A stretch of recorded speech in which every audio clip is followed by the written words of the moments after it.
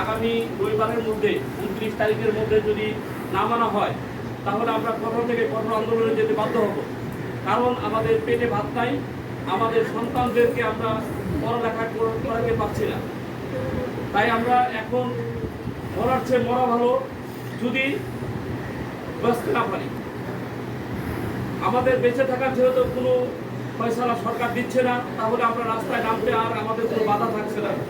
তাই আমি আপনাদের মাধ্যমে আবারও বলি, আমি আপনাদের মাধ্যমে জাতি এবং সরকার মহোদয় যারা আছেন তাদের কাছে স্পষ্ট বলে দিতে চাই, এই 3000 পরিবারের জন্য তারা যেন একটু সহানুভূতি হয়।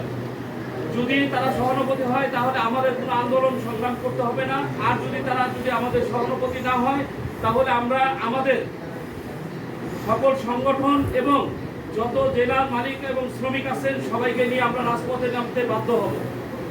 তাই আমি সবার কাছে অনুরোধ করব, আমাদের প্রতি যেন সবাই একটু সহানুভূতি দেখান এবং আমাদের এই গাড়িগুলি যেন সুন্দরভাবে এই শিল্পকে বাঁচিয়ে তোলেন।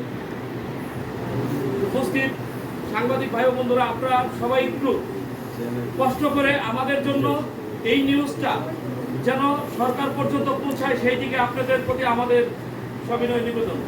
ধন্যবাদ।